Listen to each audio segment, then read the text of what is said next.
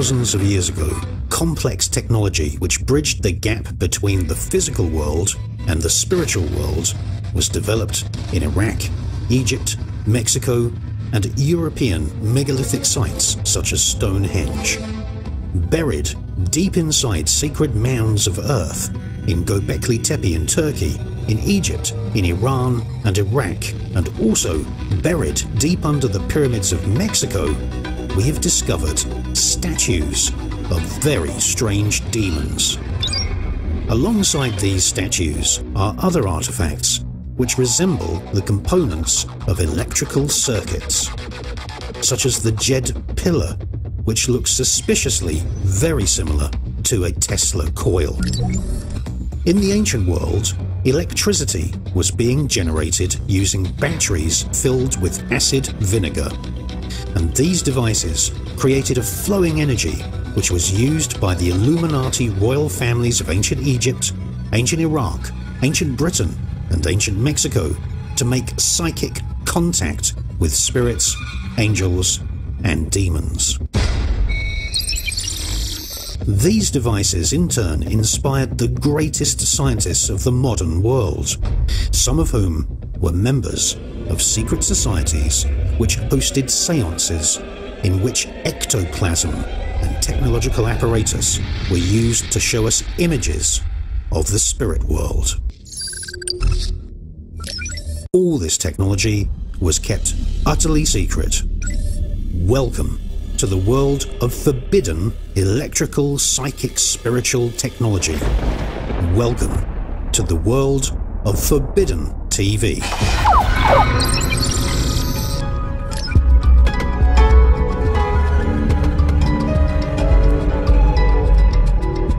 My name is Chris Everard, and I travel the world investigating psychic, spiritual, and technological secrets which the ruling elite have kept secret for thousands and thousands of years.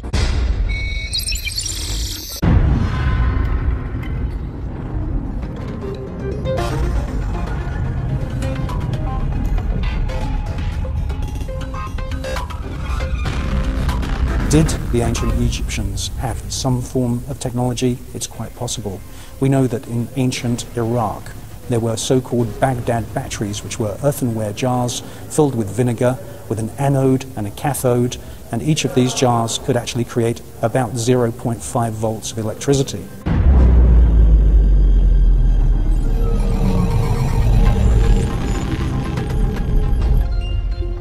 In this episode, we break down the barriers of academia and the sheer stubborn ignorance of archaeologists to accept that electricity was known about and used during the time of the pharaohs. For thousands of years, universities and colleges have denied students a true picture of the ancient world. The words electricity and magnetism are words from ancient Greece. And in this episode, for the first time on film, we investigate the ancient electrical power sources used by the pharaohs and the builders of the great megalithic sites. Amber is fossilized tree resin, which the builders of Stonehenge and the megaliths of Europe appreciated for its color and natural beauty. The insects inside amber date back to the time of the dinosaurs. But amber was valued for other reasons. In fact, the Greek word for amber is electron, and this is the source of the word electricity. And 4,500 years ago, people would rub amber with sheep's wool and create impressive sparks of electricity.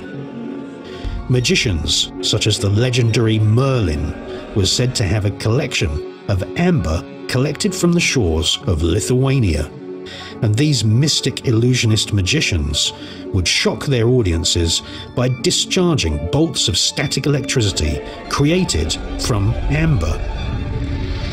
Clearly, ancient people knew about electricity, and the secret brotherhoods on the Nile and in Babylon created electricity using so-called Baghdad batteries, and also they harvested electricity from the sky.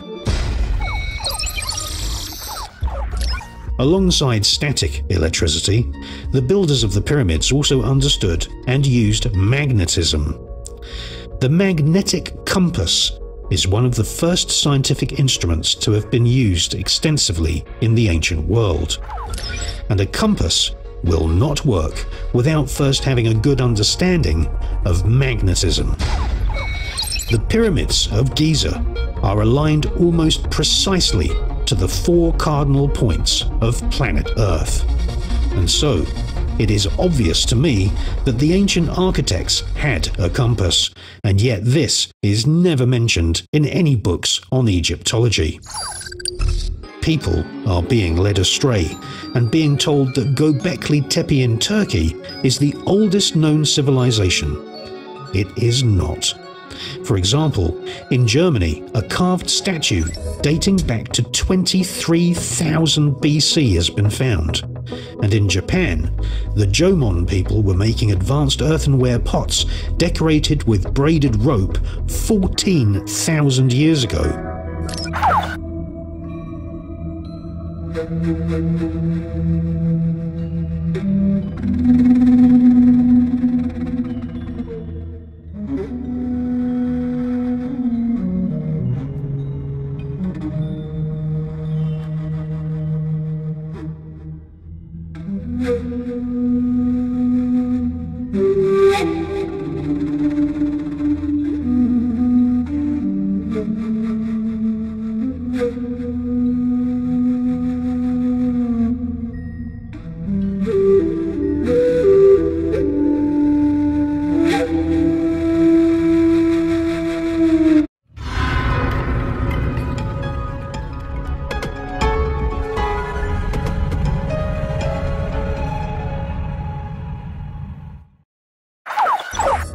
And what about obelisks? Obelisks have also been censored from mainstream archaeology. The truth is that in the time of the family of Pharaoh Thutmose, obelisks were given offerings and even worshipped as if they were alive. Obelisks represent the phallus. And in the massive Islamic gatherings at Mecca, token obelisks are stoned because still to this day, Islam considers the obelisk to be a symbol of the phallus of Satan.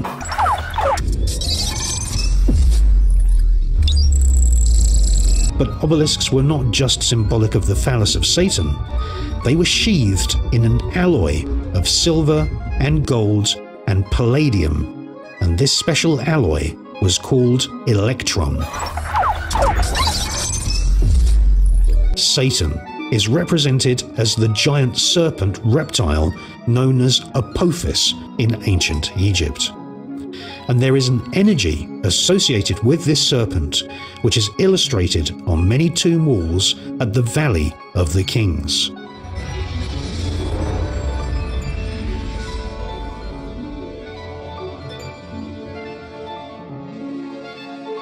And this serpent energy, flowing in strange directions from one object to another, can only be one thing: electricity.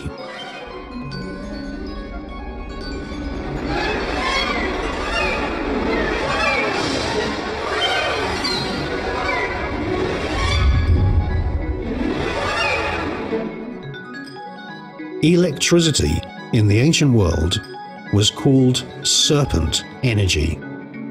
And we can see this serpent energy flowing in strange directions from one object to another in many of the murals of the tombs of the Valley of the Kings.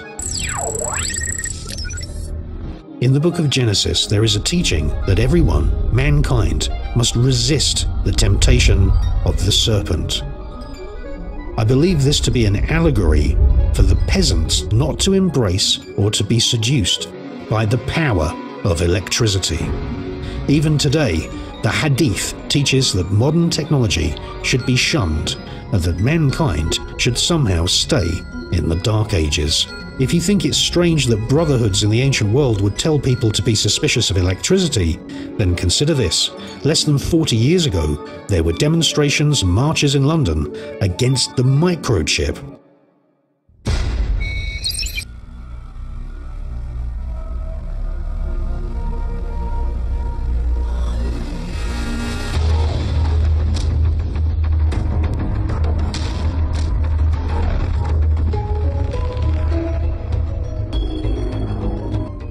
Obelisks were always erected in pairs at temple entrances because one was an anode and the other was a cathode. In actual fact, there is evidence to suggest that there were two obelisks made completely of palladium gold-silver alloy called electrum at the Temple of Karnak. In actual fact, Luxor means the city of light.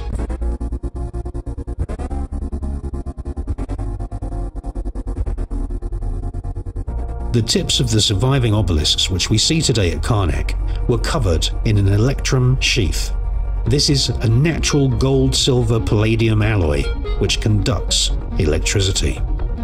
Many obelisks have a groove running down one corner where a wire was attached to the capstone sheath.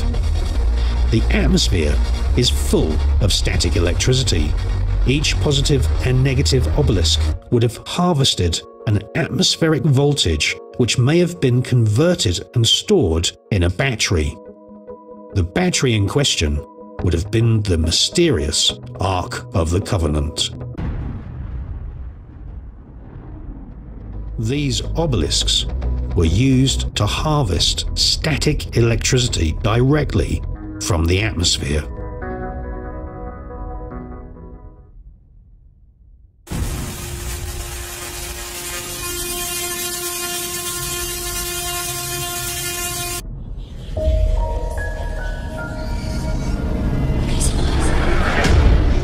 Palladium is a soft metal and part of the platinum group of precious metals. Even to this day, palladium gold alloy is called electrum, a word which comes from ancient Egypt. Modern electrum plate has commonly been made from an alloy of gold, silver, and palladium. Each obelisk has a capstone, and in ancient Egypt these were sheathed in electrum. These obelisks were the tallest structures in the ancient world and were constantly in contact with hydrogen atoms in the air. There is no doubt amongst modern archaeologists that static electricity from the atmosphere was being harvested by the ancient pharaohs. And palladium has the remarkable ability to absorb hydrogen gas from the atmosphere like a sponge. Palladium absorbs up to 900 times its own weight in hydrogen gas. Palladium mainly comes from South America, so if it was used as an electrical conductor in ancient Egypt, is there any proof that the pharaohs had trade routes connecting them to South America? Well, in actual fact, there are mountains of evidence to show that the pharaohs were trading with South America. In the previous episode, we explained how cocaine was discovered in the body tissues of the mummy of Pharaoh Ramesses II. Our broadcast and reports were first aired about 2.5 years ago. Now, if the pharaohs were rich enough to trade in cocaine, which came from South America, then it's pretty obvious they were rich enough to buy palladium from South America or transatlantic traders. We believe, in the making of this show, that those traders were the mysterious Olmec.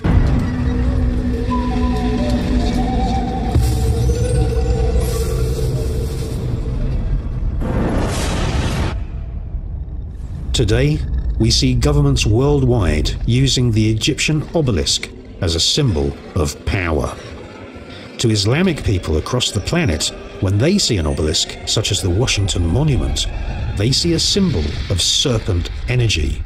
They see a symbol which represents the phallus of Satan. there are obelisks situated at important energy centers in capital cities worldwide. This secret emblem of electricity and this secret emblem of Satan can be seen with the two Cleopatra's Needles, one in London on the banks of the River Thames, and the other stands in Central Park in New York City. In fact, Freemasons have amalgamated the magic and architecture of ancient Egypt into all of their Masonic rituals. And when the Central Park obelisk was erected, thousands of Masons in full Masonic uniform marched up Fifth Avenue in a grand Masonic celebration.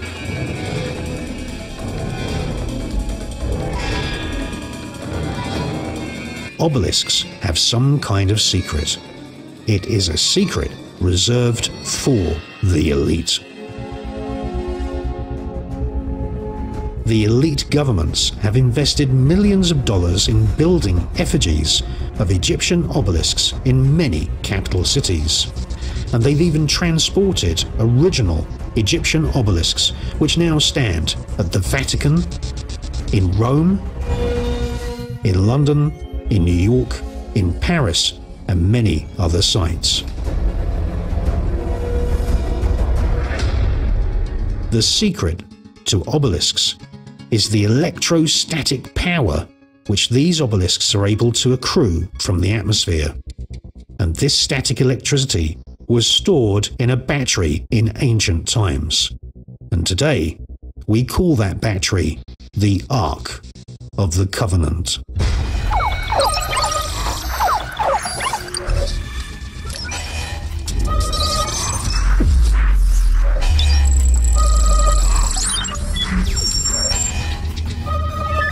But to learn more about obelisks and static atmospheric electricity in the ancient world, we have to leave ancient Egypt, and now we travel to Lalibela in Ethiopia. Whoa! Oh my god, this plane's got propellers, we're all gonna die!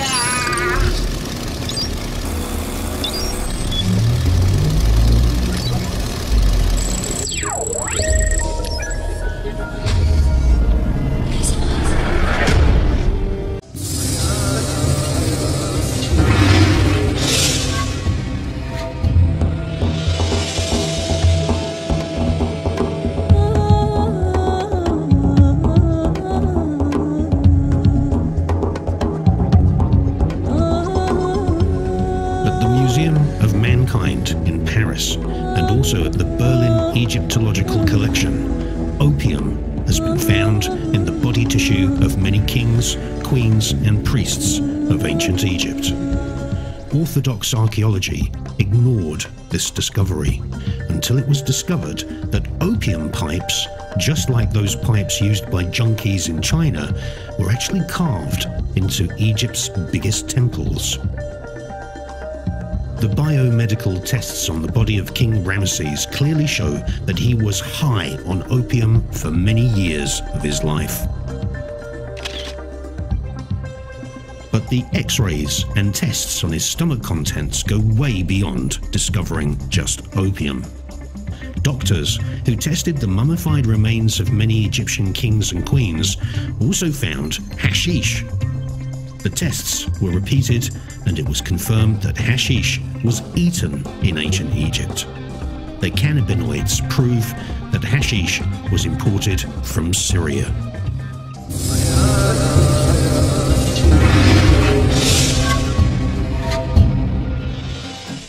Stone Age psychedelia is the most in-depth investigation into the kings and queens of the ancient world.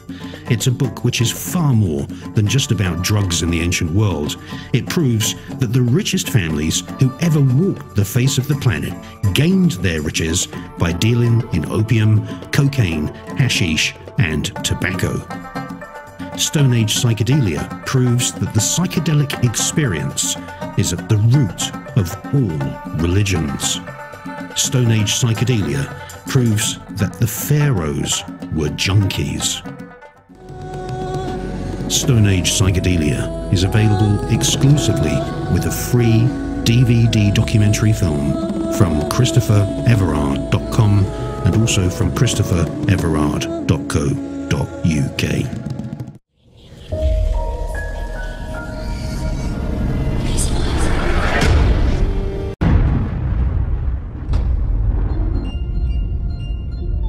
The Kebra Nagast is an ancient text describing how the real Ark of the Covenant was brought to Ethiopia by King Menelik I. Who is King Menelik? His Ethiopian name is Baina Lekem, and the Kebra Nagast also calls him the Son of the Wise. He was the first Jewish emperor of Ethiopia and is traditionally believed to be the son of the arch-magician King Solomon of ancient Israel. Solomon married the Queen of Sheba, who was a queen whose facial features matched that of the Upper Egyptian and Ethiopian pharaohs. At the Cairo Museum Mummy Chamber, we see that many pharaohs were Ethiopian, with orange hair which they dyed using henna. In fact, the Kebra Nagast portrays most of the prophets, and even Jesus himself, as being black men. King Solomon is the central character in world international Freemasonry. King Solomon built a temple by hosting seances and summoning demons to dictate the blueprints of his temple. These demons are described in an ancient Jewish book of black magic called the Goetia. In this book, we see 72 primary demons controlling entire armies of lesser demons. And these demons are misfits of creation. They are known as the Killapoth in Kabbalistic mysticism.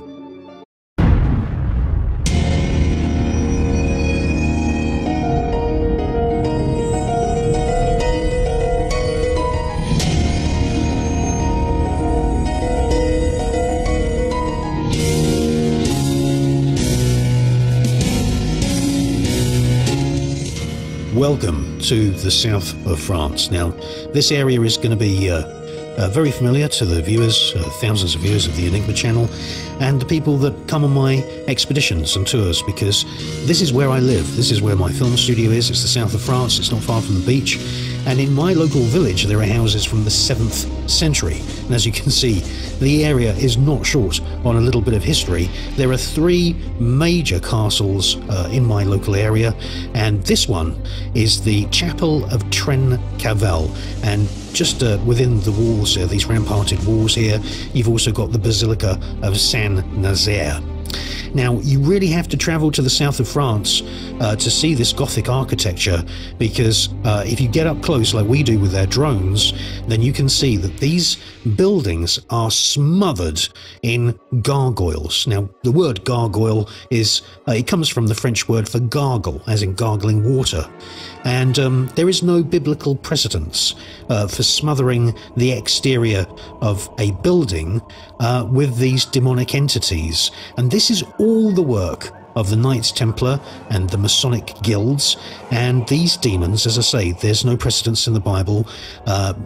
You know, the biblical scriptures obviously say that Jesus casted out demons, that's for sure, but there's nothing in the Bible that says when you build a church, you smother the church in statues of demons. Well, what we're really dealing with here is one of the biggest lies put before the world. And what the Knights Templar did is that they had a secret brotherhood, they were loan sharking, they were buggering Arabian boys on the crusades into the ancient Middle East. And when they came back from those crusades, they landed in places like Aiguemortes in the south of France, and they brought with them books from black magicians operating in the ancient Near East, and they began their satanic kind of careers. They triggered merchant banking, loan sharking, as I said, and they used to trample and spit on the cross. They brought back shrunken heads, which they kept in silver caskets. They worshipped these heads.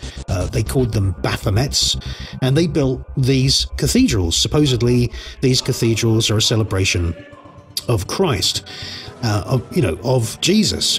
And really, to be absolutely honest, I've spent years decoding this architecture. What these buildings are is they are temples to the Killapoth demons. and the gargoyles are the Kilopoth demons. In actual fact, on the chapel of Trencavel, there is actually 72 carved heads, exactly the same number as the primary number of demons in the ancient book of black magic called the Goetia. So these demons have water running through them, gargling water, that's why they're called gargoyles. And of course the peasants down on the ground level get baptized every time it rains with water that's run through these statues.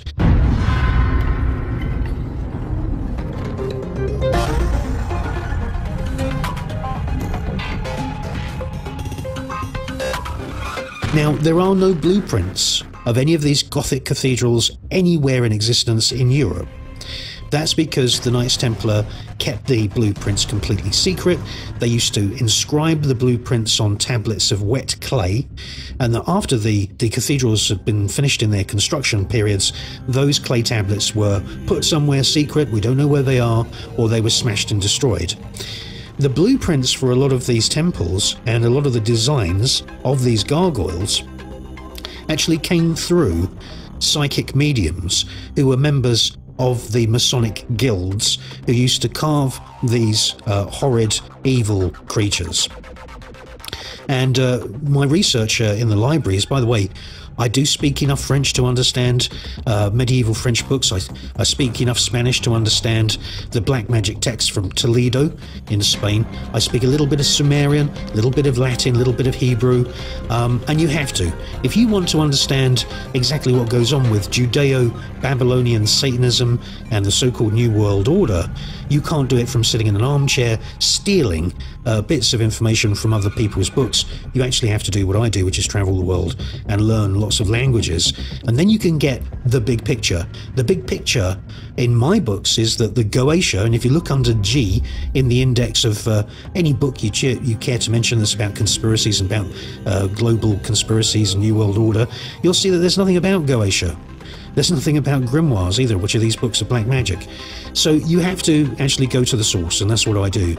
And these cathedrals all over Europe are smothered in these gargoyles. These are the Kilopoth demons, and the Caesars of the Roman Empire actually worshipped these exact same demons. They didn't use the same names for these demons, but that's what they were doing. This is the root of Pizzagate. This is the root of exactly what's going on to this day with the whistleblower children from Hampstead and the other whistleblowers from the Presidio naval base in America.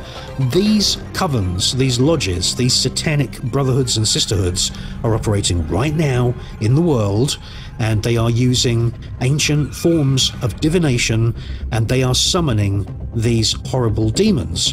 And when they carved these gargoyles, a psychic who was a member of these Masonic guilds used to actually summon one of these demonic spirits and kind of imbue it into the actual stonework. Then it was hoisted up onto the building, and as I say, every time it rained, the rainwater ran through these demonic sculptures and basically baptized the peasants below, who obviously, even still to this day, most people believe that these evil sculptures are on the exterior of these churches for one reason, and that is because they ward off evil spirits. Well, it doesn't say anything like that in the Bible. There's no teaching from Jesus or Moses or anyone about that. You have to see these things for what they are, and remember that the Knights Templar, their leader, Jacques de Molay, was actually burned as a witch, along with lots of his compadres, because they were actually doing witchcraft, and that is the real truth of the Knights Templar and these Gothic cathedrals. And as I say, the Roman Caesars actually worshipped these demons, and in the south of France, just a stone's throw from where I live, there is a deconsecrated church, and there we can see tombstones and altar stones from the Roman Empire. These are stones that come from a Roman graveyard and Roman villas that were built 2,000 years ago in the south of France. And we can see the horrific, nasty, horrid faces of these demons that were worshipped by the Caesars. There is a longer, more in-depth version available on the Enigma channel. The Enigma channel is like WikiLeaks, but instead of reading documents about secret subjects, you can put your feet up and watch thousands of fascinating documentary films covering subjects which have been censored and suppressed from the mainstream media for decades. The Enigma channel is a 100% independent TV network with documentaries and TV shows which are not available on YouTube, not on Netflix, and are unique to the Enigma channel.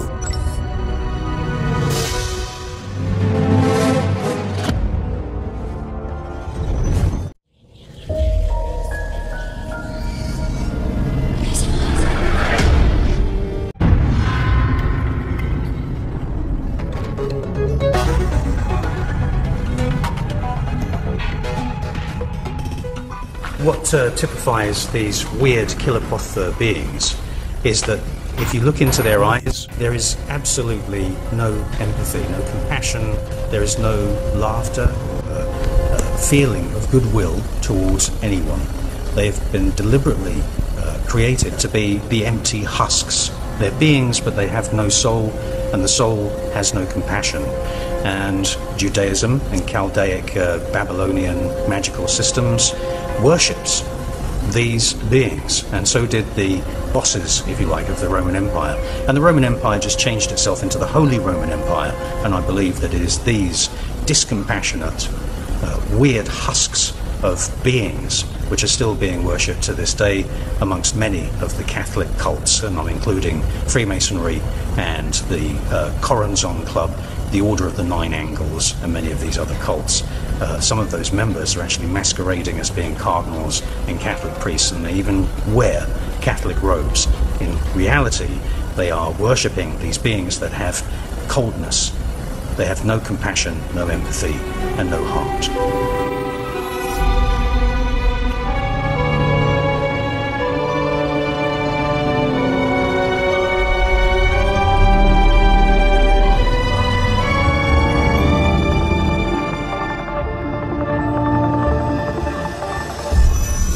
And this is what the Roman emperors worshipped.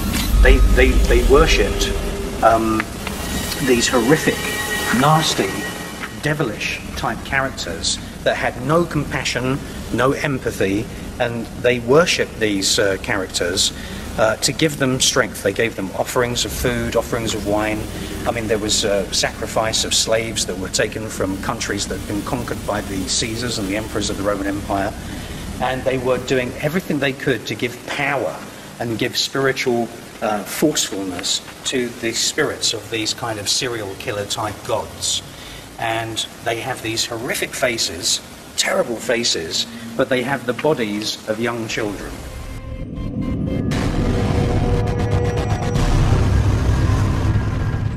And that personifies the pantheon of so-called gods which the Roman emperors worshipped, and they also worshipped the planets as well. The known planets at that time were moving through the sky, and they were also worshipped as well. Zeus was the word for Jupiter from the Mediterranean world. So, this is a really important repository of stones, because you've got lots of astronomical symbols here. You've got universes, galaxies, you've got stars all represented here. And you've also got these horrible serial killer type demon characters all carved into stone. These were all altar stones, or they were all gravestones. And when a Roman emperor or a Roman member of the Senate died, they would have one of these nasty, evil kind of serial killer type spirits carved into their gravestone.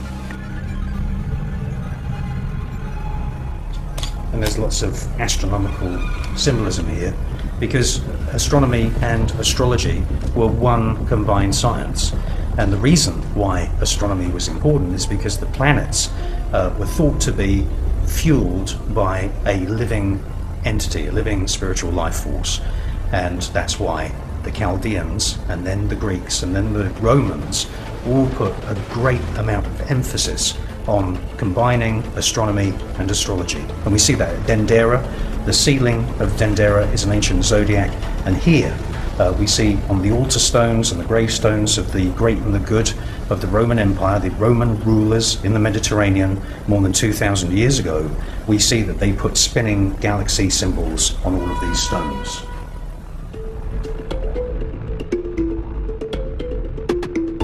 Here's a typical one, where you've got the body of a young child, but with the face of somebody who's in their 50s or their 60s. And this is very, very typical of the types of gods that existed, before we had, Christianity. The only other big major religion at that time in the Mediterranean was Judaism, which had been developed by the Chaldeans, which Chaldea is a province of Iraq, the Babylonians, and they moved up into the area which is now Jerusalem. And really basically what we're looking at here are demons. The Jewish people call these kilopoth, and kilopoth means that they are the husks or the shells of mistakes made by the creative force. So God created these as a mistake, and the Roman Empire, the Roman emperors worshipped them, and so did all of the Kabbalists, all of the people that were following the Solomonic system of magic from King Solomon. The clavicule of Solomon, the Goetia, actually teaches you communication systems so that you can actually have seances and magical rituals and actually speak with the kilopoth. And why are they being worshipped? They're being worshipped because they're the mischievous, naughty elements of creation. And all of the black magic being taught in the world of the Chaldeans, which became Judaism, is actually fostering a cancer, a spiritual cancer. So that, if you want to simplify things, creation is good. The universe is good. The reproductive life force of Mother Nature is good. And what these people were doing is that they were worshipping and bringing forth and giving sustenance to the horrid kilopoth, who have been fostered to a degree where they've formed a kind of spiritual cancer. And that's really essentially what these demons represent. Now, they don't hold the same form all the time. They have certain forms where they appear in the mind's eye of the magician as weird things like a head of a toad, a head of a man, and a head of a crab, legs of a spider, legs of a man, all joined together. That's like a calling card, so you know, I've now summoned, say for example, Lord Baal. And at the magician's command, they will take human form, but it's a twisted human form. It's a distorted human form. It's a parody of what the life force and what Mother Nature does. And that's what they worshipped. And then in terms of real genealogies, Romulus and Remus, or the wild child kind of legend, the wild children left in the forest and brought up by jackals, and they just learned, the law of the jungle, right. like. That is what the Roman emperors said that they came from. Their genealogy is all linked to these wild children that are brought up in jungles and forests by animals, because they'd survived and they'd overcome adversity, they'd managed to protect themselves, they'd managed to drink the milk of wild animals, they'd managed to act like animals and get accepted by wild animals which other humans would be attacked by. And that, for the Roman emperors, was a sign of strength. And so therefore they wrote those wild children into the genealogies of their families. Whether it's true or not, I don't know. I doubt very much whether it is true, to be honest. I think it's probably all a lie, and they know it's a lie, but that's what they used to do. After that, then what happened is that the Saxe-Gotha clans and the Saxe-Altenburg clans started to say that they were descended from King Solomon, who is one of the most notorious magicians of the Judaic system. And he wrote many books telling you how to communicate with the kilopoth. And in the official genealogy books in London, you can see that the royal family of Britain, at Buckingham Palace, claim that they are descended from King Solomon.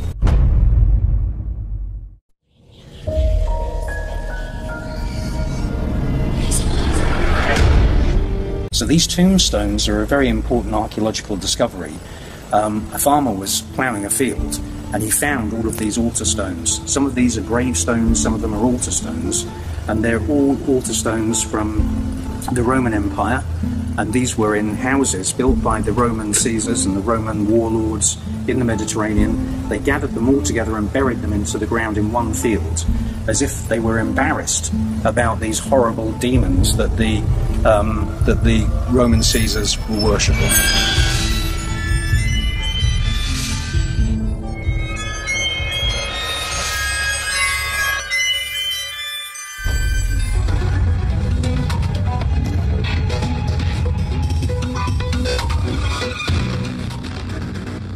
If you would like to join one of our filming crews and go on an expedition to the ancient world, then you need to visit the Enigma Channel website.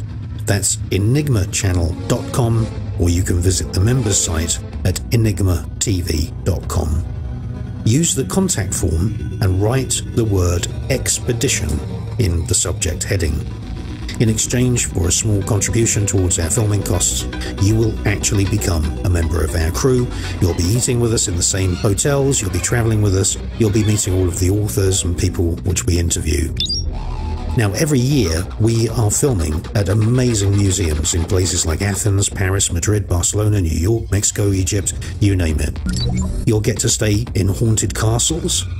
You can visit haunted pubs, you can be taken on moonlit walks around London, and we visit many, many ancient cities. Our expeditions include lectures about things like Nostradamus, the Cathars, the Illuminati, Nikola Tesla, the Vatican, paranormal research. Believe me, it's a lot of fun. So what you do is you contact us via the Enigma Channel websites. It's enigmachannel.com or enigmatv.com. And we look forward to meeting you and look forward to inviting you as a member of our filming crew.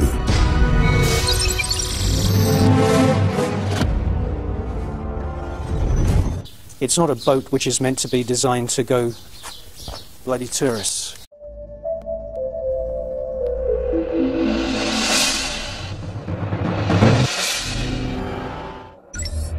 Now is the time for you to get involved.